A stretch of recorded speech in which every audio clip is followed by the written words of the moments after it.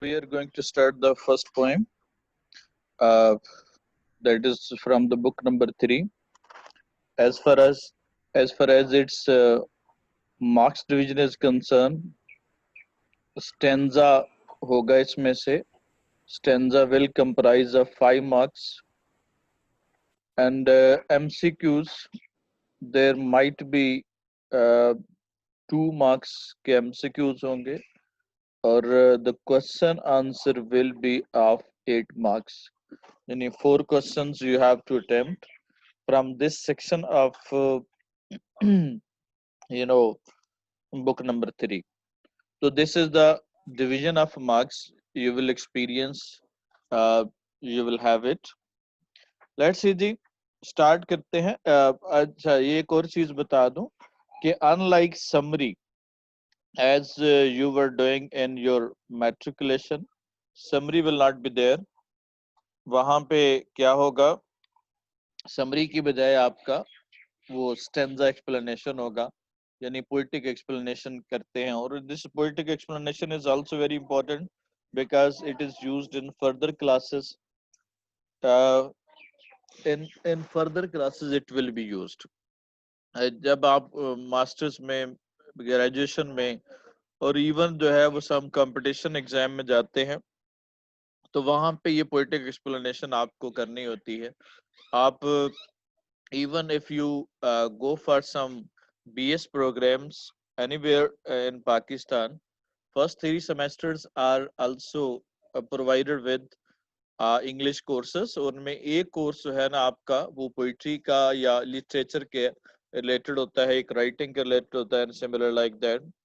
तो इस तरह से ये स्टेंजा एक्सप्लेनेशन जो है वो ये बहुत इंपॉर्टेंट है. और वैसे भी आप जो लतीफ जज्बात के लिए, सॉफ्ट जो है ना वो डेलिकेट इमोशंस के लिए जब आप पोइट्री पढ़ते हैं तो यू एनालाइज द पोइट्री. वहां पे आप जज्बात उनके साथ एसोसिएटेड जो है ना उसको अंडरस्टैंड करते हैं. तो इनफैक्ट ये poetry is the first form of literature. दुनिया में सबसे पहले पोइट्री लिखी गई थी. तो इंसान की पैदाइश के साथ ही पोइट्रिक राइटिंग का इस्तेमाल शुरू हो गया, और सबसे पहला जो फॉर्म ऑफ लिटरेचर है वो पोइट्री है. तो इस मुनासबत से आज से हमारा सवाल है जी आपसे कि पोइट्री होती क्या है. जी बच्चों, व्हाट इज पोइट्री?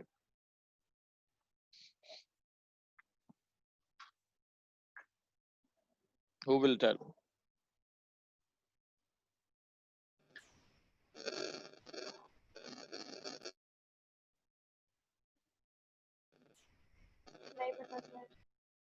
जी, कोई नहीं बताएगा जी?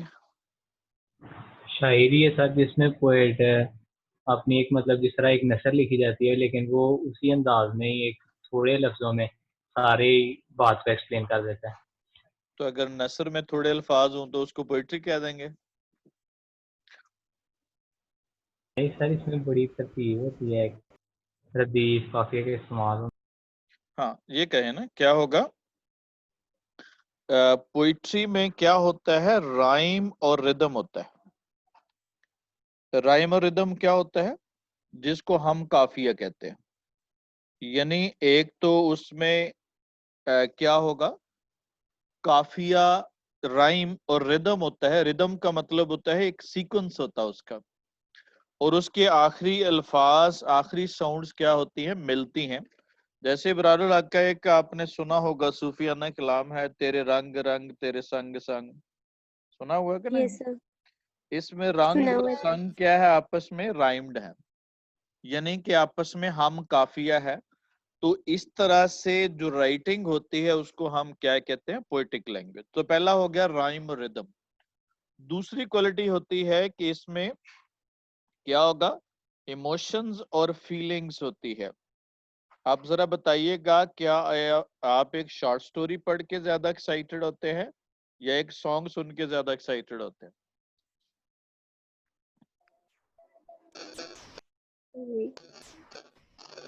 जी, क्या होता है सॉन्ग सुन के? डेफिनेटली. तो इसमें म्यूजिकलिटी होती है, तो म्यूजिक होता है इसमें, यानी उसमें राइम और रिदम ज़ाहिर है.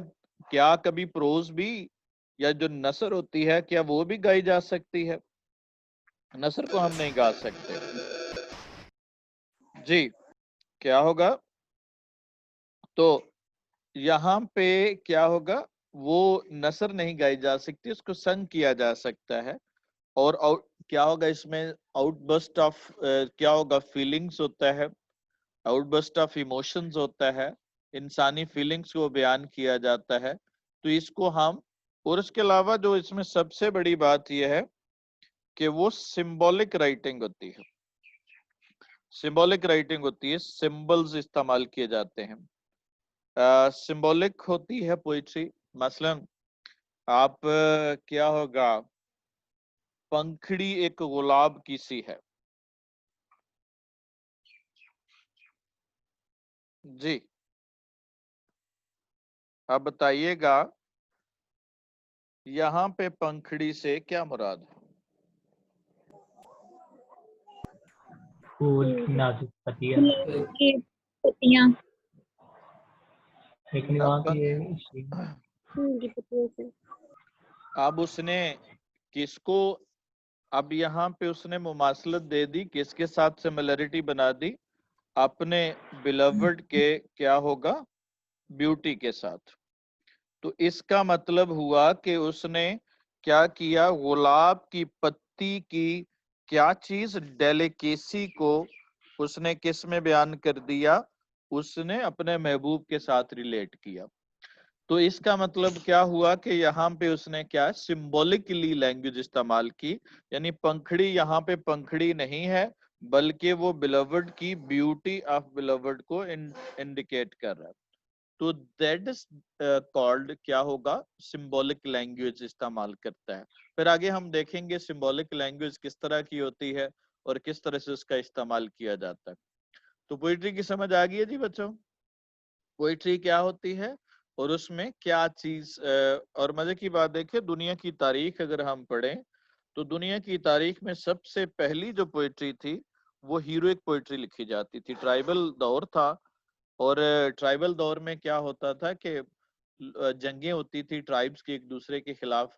उस जंगों में जो बहादुर आदमी होते थे उनके कसीदे पढ़े जाते थे, और उन कसीदों की जो पोइट्री फिर जो है वो गा गा के अपने मुआशर, अपने ट्राइब्स में उनके जज्बात अरोज किए जाते थे और अगली लड़ाई के लिए उनको तैयार किया जाता था।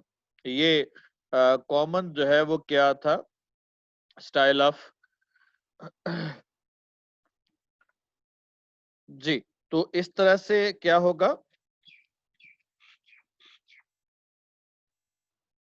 इस तरह से क्या होगा, वो इस्तेमाल जो ना वो की जाती थी पोइट्री पास्ट में। और क्या होगा जी, इस तरह से जो ना वो पास्ट में इस्तेमाल की जाती थी पोइट्री, उसको इस्तेमाल की जाती थी। लेट्स सी जी, हम आगे चलते हैं। यहाँ तक किसी का कोई सवाल हो तो पूछ लें। शाबाश।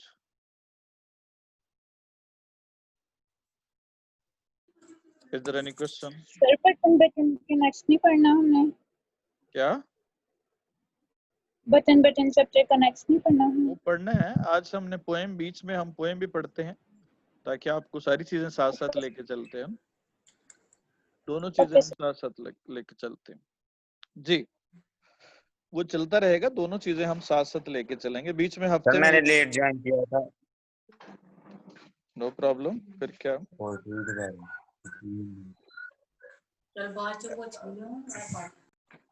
जी। आप जो प्रॉब्लम्स हैं वो आप व्हाट्सएप पे आप पूछ सकते हैं, कॉल कर सकते हैं। क्लास में जो है ना वो आप ज्यादा से ज्यादा, क्योंकि साथ में रिकॉर्डिंग भी हो रही होती है, तो इसलिए क्लास में जो पर्सनल क्वेश्चन है वो जरा अवॉइड किया करें। इसके रिलेटेड जो टॉपिक पढ़ रहे हैं उसके रिलेटेड क्वेश्चन पूछें। You are welcome. ठीक है, और अपने माइक्स जो है ना बंद रखें ताकि आपकी वो डिस्टॉर्शन ना हो इसमें। इसके रिलेटेड क्वेश्चन है तो पूछ लें जी। रिगार्डिंग दिस पोइट्री की समझ आ गई है क्या होती है? सर एक बार फिर बता दें, मैंने लेट ज्वाइन किया था तो रिपीट कर दें थोड़ा जी, सा प्लीज। पोइट्री मैंने कहा कि पोइट्री क्या होती है, राइम और रिदम है, जिसमें क्या होगा, जैसे हम कोई सॉन्ग सुनते हैं तो क्या सॉन्ग में उसमें आपस में हम काफिया होता है कि नहीं, उसमें अल्फाज जो है ना वो ये हो सकता है कि एक शेर लंबा हो दूसरा शेर छोटा हो, एक जो ना 20 वर्ड्स पे हो और एक 2 वर्ड पे हो, ऐसा होता है।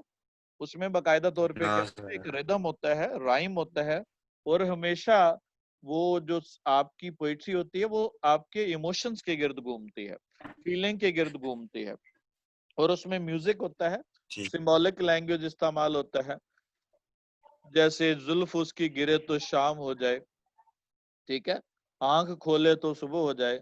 अब महबूब जो है ना उसका क्या है, वो समझ लें तरबेला डैम है कि जो इतनी बिजली आ जाए कि वो सुबह की रोशनी हो जाए। तो यानी सारी की सारी क्या है, सिंबॉलिक लैंग्वेज इस्तेमाल करता है। जैसे मैंने मिसाल दी पंखड़ी एक गुलाब की सी है, तो यहाँ पे डेलिकेसी, उसकी ब्यूटी पंखड़ी के जरिए से बयान कर रहा है। पंखड़ी का हमारे जहन में कॉन्सेप्ट जो है वो कैसा है, वो सॉफ्टनेस और डेलिकेसी के लिए है। तो उसने क्या हुआ, अपने महबूब के साथ इसको रिलेट करवाता है।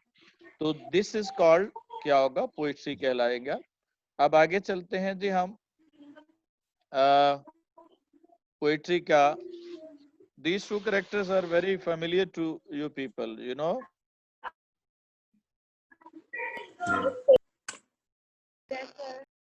जी, आपने क्या देखते हैं जी, इसमें क्या फर्क है दोनों कैरेक्टर्स में? सर यही कि एक बुरे काम करता है और एक अच्छे काम कर रहा है। जी, गुडनेस को उसने किस कलर के साथ दिखाया है? डिफरेंट कलर्स के साथ, और बैडनेस को ब्लैक कलर के साथ। गुडनेस को उसने किसके साथ? डिफरेंट कलर के साथ, कलरफुल लाइफ। और इवल को उसने किसके जरिए से दिखाया है? ब्लैक के साथ। ब्लैक। तो यहाँ पे इनफैक्ट ये गुडनेस फिर क्या हुआ, ब्लैक कलर क्या हुआ, किसकी सिंबल हुआ? इवल की। तो इसका मतलब ये हुआ कि जो पोइटिक, जब भी आप कोई लिटरेचर पढ़ते हैं या लिटरेचर समझते हैं तो उसमें दो कॉमन सिंबल्स इस्तेमाल किए जाते हैं, एक इवल के लिए और एक गुडनेस के लिए। तो क्या होगा, यानी कि दो तरह के करेक्टर हमें कॉमनली नजर आते हैं जब हम कोई भी लिटरेचर पढ़ते हैं। जब आप कोई ड्रामा देखते हैं तो उसमें भी आप ऐसे होता है ना, ड्रामा में क्या होता है, एक करेक्टर क्या होता है, एक करेक्टर गुड होता है और एक करेक्टर बैड होता है। कोई सा भी ड्रामा ले ले जो भी अभी इस वक्त चल रहे हैं, तो उसमें एक करेक्टर इवल को शो कर रहा है और एक करेक्टर गुडनेस को शो कर रहा है। तो ये इंसान का जो कॉन्फ्लिक्ट है गुडनेस और इवल का, ये उसकी पैदाइश से चला आ रहा है और इस तरह से चलता रहेगा। तो इसी तरह से पोइटिक में भी क्या होता है, वो दो तरह के सिंबल्स इस्तेमाल की। इस तरह से सिंबल मैंने आपको यहाँ पे बताना मकसद था कि ये आप करेक्टर देख के आपने फौरी अंदाजा लगा लिया कि ये गुडनेस को शो कर रहा है, क्योंकि ये गुडनेस की सिंबल है, क्योंकि हर एक की हेल्प करता है वो, ठीक है। और ये आपको पता है थीफ है, जो चोरी करने के लिए आता है, लोगों का नुकसान करने के लिए आता है। तो इस तरह से ये हम करेक्टर्स के जरिए से गुडनेस और इवल को रिप्रेजेंट करवाते हैं। लेट्स सी जी, ये तो हमने बात कर ली। अब हम चलते हैं जी पोएम रेन पर। जब भी कोई पोइटिक ट्रांसलेशन या पोइट्री को एक्सप्लेनेशन करते हैं तो उसकी अंडरस्टैंडिंग के दो लेवल होते हैं।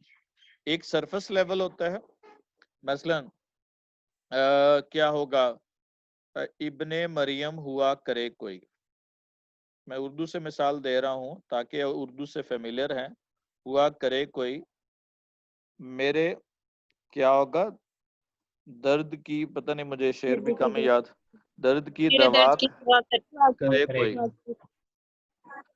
अब जरा देखिएगा जी, यहाँ पे इब्ने मरियम हुआ करे कोई, मेरे दर्द की दवा करे कोई। अब इसमें जाहिरी तौर पर किसके बारे में कहा गया है कि जाहिरी तौर पे क्या यहाँ पे शायर में कहना, चले उर्दू में तो आपको शायरी आती है, जरा बताइएगा जी क्या कहना चाह रहा है पोएट इसमें। इब्ने मरियम से मुराद कौन है? हजरत ईसा अलैहिस्सलाम जीसस कलीमुल्लाह वो नहीं थे, मौजूद अलैहिस्सलाम थे।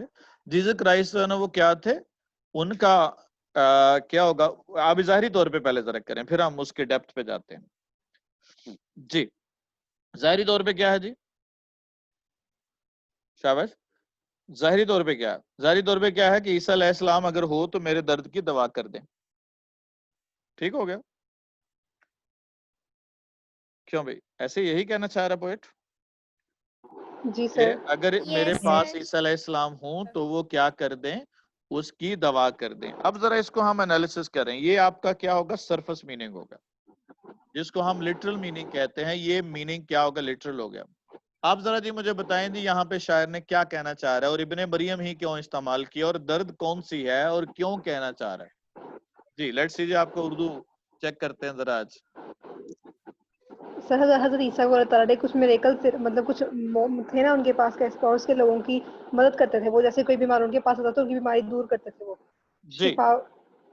जी, उसको वो क्या थे, वो हीलर थे, जिसको हाथ लगाते थे वो क्या होता था, ठीक हो जाता था।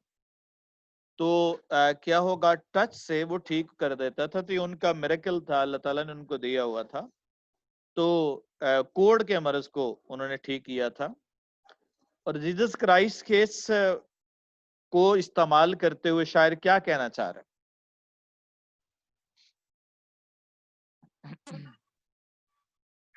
जी बच्चों। शायद दुआइया खास में कह रहा है कि अगर हजरत ईसा अलैहिस्सलाम अगर यहाँ पे हैं तो वो मेरी भी मदद करें। शायद जो है वो ये जाहिर कहना चाह रहा है कि मैं बहुत दर्द में हूँ, तकलीफ में हूँ, दुख में हूँ, तो हजरत ईसा अलैहिस्सलाम जो है वो मेरे दर्द की दवा करें। जैसे वो पहले लोगों की मदद किया करते थे वैसे मेरी चलो भी जी, मदद करें। आपने कहा जी वो अपना क्राइस्ट अलैहिस्सलाम से अपना इलाज करवाना चाहता है, बस जी। इसके अलावा कोई और बात को करना चाहता है, इस पे एक्सप्लेन करना चाहता है।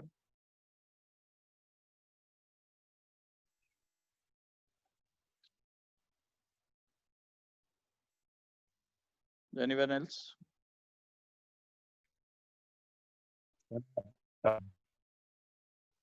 सर सर इसका मर्ज ऐसा है कि जो लग जाए तो उसका इलाज मुमकिन नहीं है, हम्म तो वो बड़ी मुश्किल से उसका इलाज करवाया जाता है।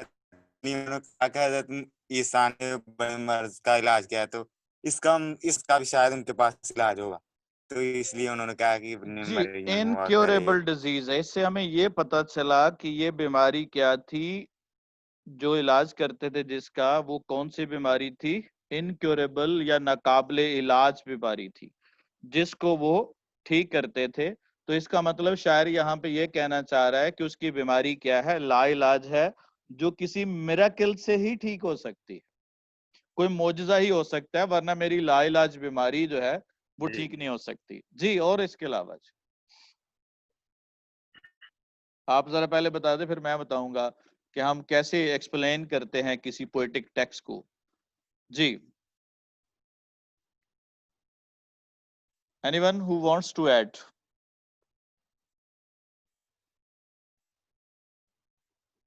No one.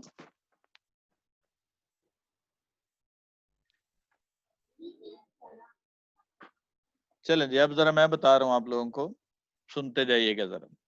शायर यहाँ पे ये कहना चाह रहा है कि उसका जो दर्द है वो वेरी इंटेंस है, बहुत ज्यादा इंटेंस पेन है उसका, उसकी तकलीफ बड़ी इंटेंस है, क्योंकि वो आम लेवल की नहीं है, आम उसका तबीब इलाज नहीं कर सकता।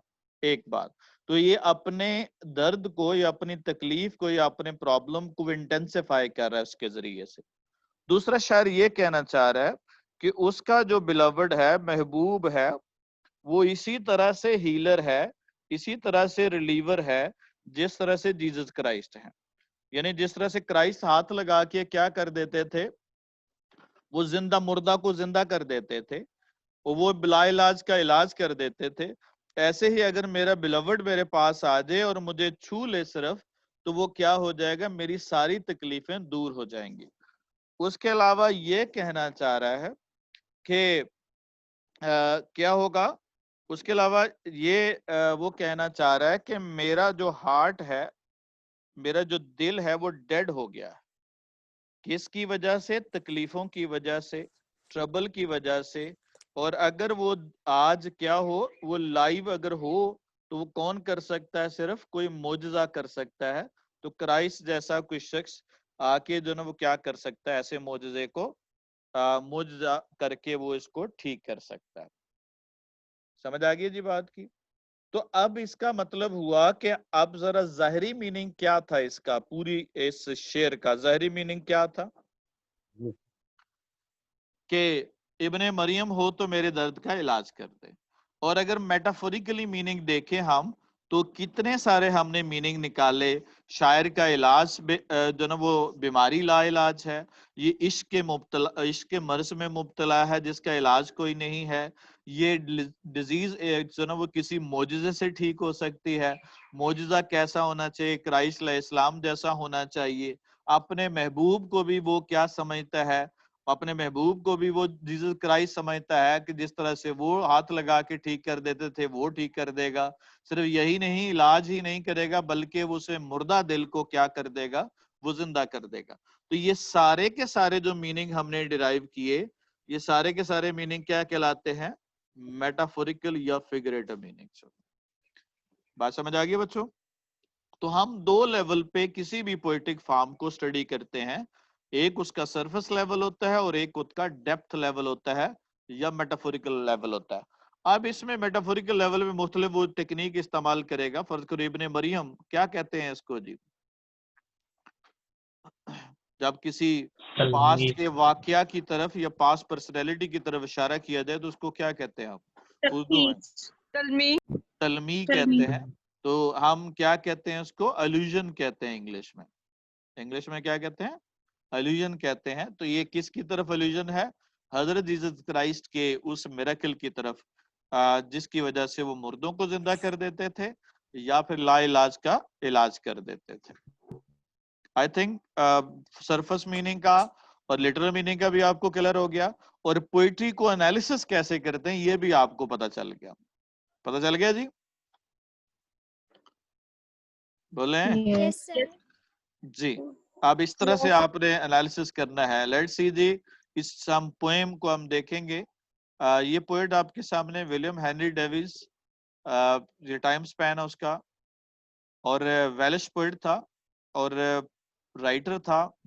ज्यादातर जिंदगी उसने ट्रैम पे गुजारी, यानी जो जिसको हम कहते हैं आवारागर्दी करने वाला आदमी। पेडलर और स्ट्रीट सिंगर था, गलियों में गाया करता था। ज्यादातर सिंपलिसिटी के बारे में लिखता है, प्रॉब्लम ऑफ पुअर के बारे में लिखता है। लिरिकल है, यानी कि गा के बयान करता है, अपने प्रॉब्लम्स को गा के बयान करता है। ये गलियों में नहीं, जैसे वो मांगने वाले आते गलियों में, आपने देखा होगा वो मांगने वाले किस तरह से वो करते हैं। इनको हम क्या कहते हैं? वो स्ट्रीट सिंगर्स कहते हैं। उसके अलावा जाहिर है जो आदमी पॉवर्टी में रहता होगा वो उसकी लाइफ भी कैसी होगी, वो सिंपल लिविंग को उसने बयान किया। और जाहिर है इंसान कब क्या चीज बयान करता है? जो वो एक्सपीरियंस करता है और जो वो देखता है। बहुत कम लोग होते हैं जो इमेजिनेटिव होते हैं इस लेवल के, वरना अक्सर अपनी लाइफ को ही पोर्ट्रे कर रहे होते हैं। लिरिकल कहते हैं जिसमें बहुत ज्यादा इमोशंस हो, जिसमें क्या होगा उसको हम लिरिकल कहते हैं। ऑटोबायोग्राफी अपनी ज्यादा जिंदगी के हालात जिंदगी के बारे में बताता है। इसके कॉमन मौजूआत जिंदगी की मुश्किलात हैं, ह्यूमन प्लाइट है यानी उसकी बुरी हालत है, पिक्चर ऑफ नेचर है, ज़ाहिर गरीब आदमी नेचर के करीब रहता है और अपने पर्सनल एक्सपीरियंस को वो बयान करता है। ये इस पोइट की एट्रीब्यूट्स हैं जो यहाँ पे हम देखेंगे उसके इस कलेक्शन में। ये रेन पोएम आप पहले पढ़ चुके हैं, डेफिनेटली आपको इसके बारे में बहुत सारा पता होगा। पता है कि नहीं पता? पता है सर। चलें जी, अभी पता चल जाता है जी आपको क्या कहते हैं जी आप इसके बारे में और कितना मुझे आज बताते हैं जी बच्चों। I hear the leaves drinking rain. मुझे क्या सुनाई देती है? ड्रिंकिंग रेन की आवाज सुनाई देती है। यहाँ पे पहला सवाल है जी मेरा, यहाँ पे आए क्यों कहता है वो, और आए का यूज क्यों करता है? खुद सुन रहा है जी क्यों करता है जी? और शायर यहाँ पे खुद सुन रहा शायर क्या बताना चाह रहे इसके जरिए से? Personal experience. जी शाबाश। असल में जब ये कहता है आई हियर तो इसका मतलब है ये उसका क्या है? एक्सपीरियंस है। तो ये कौन सा पर्सन नरेशन होती है? शाबाश। ऐसी नरेशन को हम क्या कहते हैं? ठीक है, ये क्या होगी? फर्स्ट पर्सन नरेशन होती है। तो फर्स्ट पर्सन जब हम बयान करते हैं तो इसका मतलब वो किसके बारे में हम बात कर रहे हैं?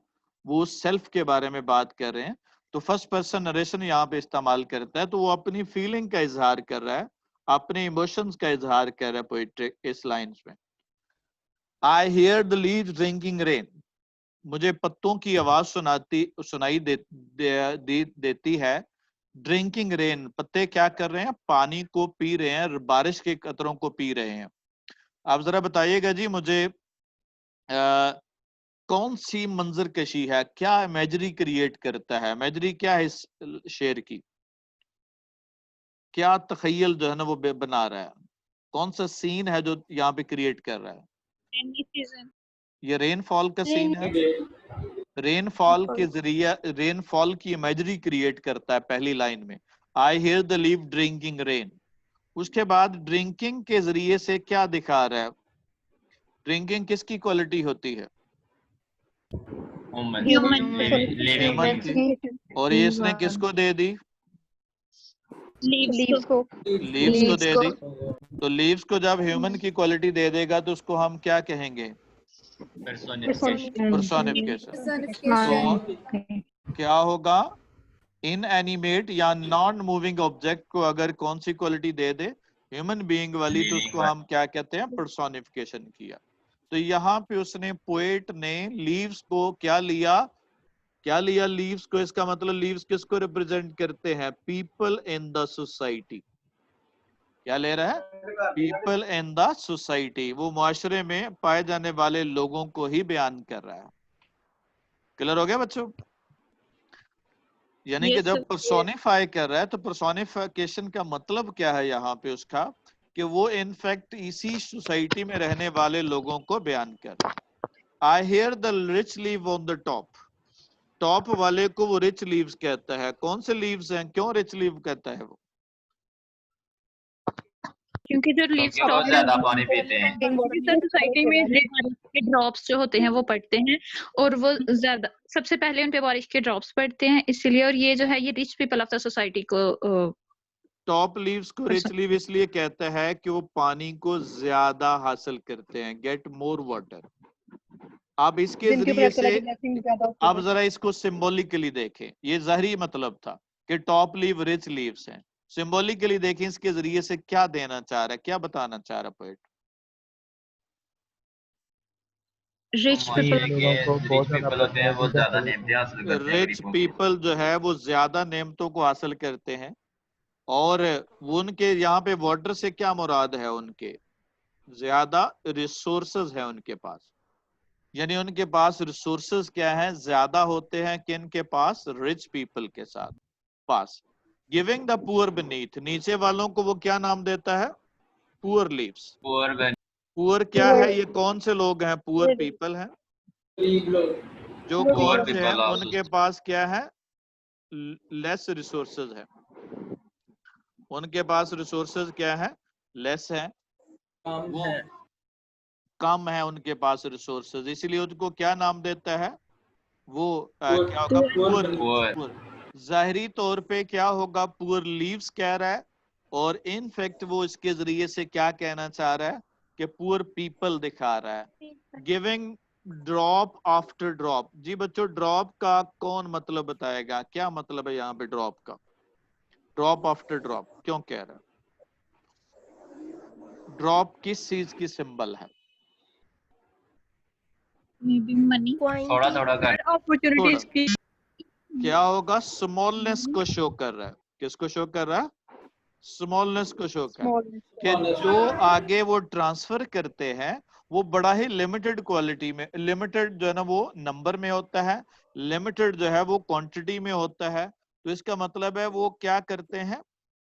अब जरा देखें जी, ये पहले 4 लाइंस में उसने क्या दिखाया? किसकी कंडीशन दिखाई उसने? सोसाइटी की। सोसाइटी में क्या हो रहा है? एक्सप्लॉयटेशन हो रही है। किसकी एक्सप्लॉयटेशन हो रही है? पुअर की। ठीक है, उसमें हमें क्या नजर आ रहा है? सोसाइटी की क्या दिखाना चाह रहा है? डिवीजन दिखा रहा है कि सोसाइटी में डिवीजन है। सोसाइटी में हमें डिस्क्रिमिनेशन नजर आ रहा है। रूल जो रिच के लिए और है और पुअर के लिए और है, और इसके जरिए से वो क्या कर रहा है? वो प्रॉब्लम ऑफ द सोसाइटी को मेंशन कर रहा है। क्लियर हो गया? अब जरा देखिएगा, it is a sweet noise to hear. अब जाहिरी तौर पे कौन से फिनोमेना की बात कर रहा था पहले वो, ये ऊपर जो 4 शेरों में उसने कहा, कौन से फिनोमेना की बारिश बात गिरना कर? की। बारिश की रे। जाहिरी तौर पे क्या होगा? लिटरल मीनिंग क्या होगा? बारिश का सीन है। और मेटाफोरिकली मीनिंग क्या होगा? सोसाइटी का सिंबॉलिक है। ठीक हो गया? मेटाफोरिकली या सिंबॉलिकली वो सोसाइटी को एक्सप्रेस कर रहा है। अब जी हम अगले क्या होगा, चलते हैं सेट पे। अगले में देखिएगा जी क्या कहता है, it is a sweet noise to hear these green leave. ये स्वीट नॉइज क्यों कहता है उसको? कौन बताएगा जी आप में से? स्वीट नॉइज क्यों कहता है? जब बारिश का पानी पत्तों पर गिरता है तो बहुत प्यारा म्यूजिक होता है। जी म्यूजिक होता है। जाहिरी तौर पे ये म्यूजिक हो गया कि ये बड़ा ही खूबसूरत जो है ना वो मंजर कशी कर रहा है पोएट उसकी, लेकिन इनफैक्ट वो क्या बताना चाह रहा है? पीछे तो वो प्रॉब्लम का जिक्र कर रहा है, यहाँ पे वो कह रहा है स्वीट म्यूजिक है। तो क्या मतलब है? ये कंट्रास्ट नहीं हो गया उसका? पहले आप कह रहे हैं कि वो प्रॉब्लम को बता रहा है, अब कह रहे हैं कि वो स्वीट म्यूजिक है। क्या मतलब है इसका? मे भी वो ये बताना चाह रहा है कि यही इसी से निजाम चलता है कि कुछ लोग जो हैं वो अल्लाह ताला ने उनको ज्यादा ओहदे दिए हैं, ज्यादा उनको अपॉर्चुनिटीज दी हैं, और कुछ लोगों को जो है वो कम दिए हैं। चलें जी, गुड हो गया, शाबाश। इसके अलावा जी गुड पॉइंट। इसके अलावा ये है कि क्या वो मुसाइब से, मुसीबतों से, परेशानियों से घबरा गया है? वो स्टिल ऑप्टिमिस्टिक है। वो अभी भी दुनिया के इस म्यूजिक को एंजॉय कर रहा है, यानी दुनिया की इस जो ना वो लाइफ को एंजॉय कर रहा है। वो उसने मायूस नहीं हुआ इससे। गो के मुआशरे में प्रॉब्लम है, लेकिन वो लंबी है गम की शाम मगर शाम ही तो है। यानी कि वो मुसाइब होने के बावजूद वो उन मुसाइब से घबरा नहीं रहा, बल्कि उन मुसाइब का सामना करने के लिए तैयार है। तो यहाँ पे इसके जरिए से वो क्या बयान कर रहा है? वो मुआशरे में होने वाले प्रॉब्लम के मुआशरे में होने वाले प्रॉब्लम के बावजूद वो क्या कर रहा है? वो अपना हमेशा पॉजिटिव व्यू ले रहा है। सोसाइटी में वो क्या समझ रहा है कि वो इसके बावजूद ऑप्टिमिस्ट है, क्या होपफुल है। और इसकी होप हमें अगले जो स्टेंजा में नजर आएगी, जब वो उसका जिक्र करता है, जब वो देखिएगा जरा, फिर कहता है कि When the sun comes out, पीछे क्या चल रहा था जी? बारिश हो रही थी। अब कौन सा मंजर बयान कर दिया उसने? अब क्या होगा? सनशाइन है। बारिश के बाद जब सूरज निकलता है, सूरज निकलता है, सनशाइन है। क्या चीज करता है? हर चीज क्या हो गया? लाइटन कर देता है, ब्राइटन कर देता है। क्या होगा?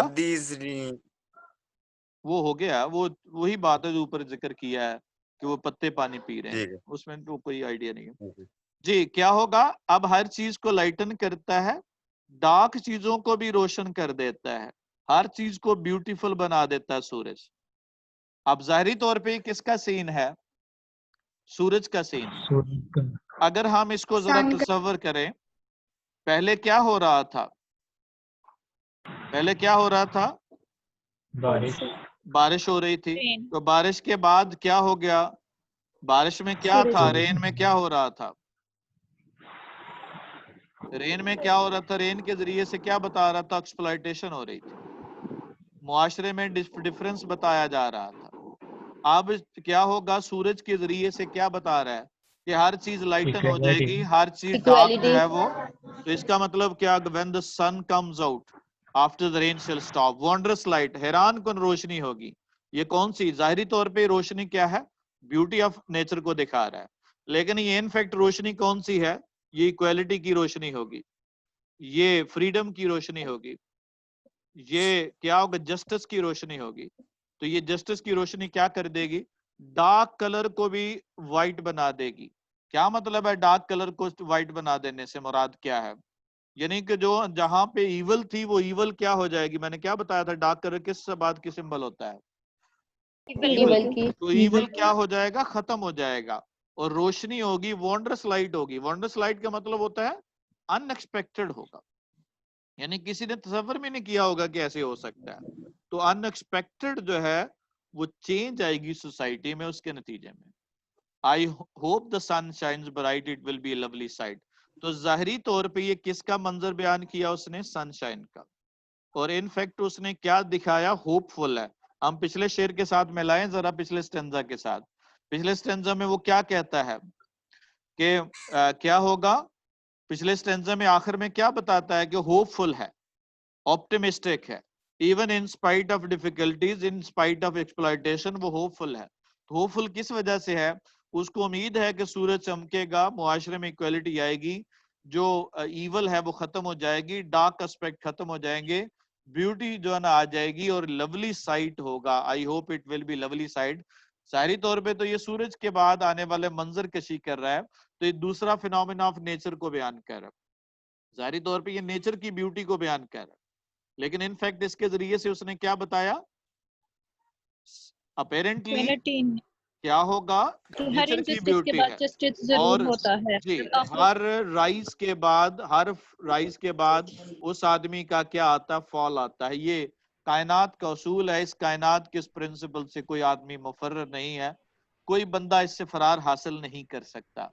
तो ये कायनात का उसूल है। आज बुरे हालात होंगे तो कल अच्छे होंगे, लेकिन इंसान को क्या करना चाहिए? उसको ऑप्टिमिस्टिक होना चाहिए, उसको कभी भी उम्मीद का दामन नहीं छोड़ना चाहिए। ये जो ना वो पोएम की एक्सप्लेनेशन थी। काम इसकी राइटिंग प्रैक्टिस पे हम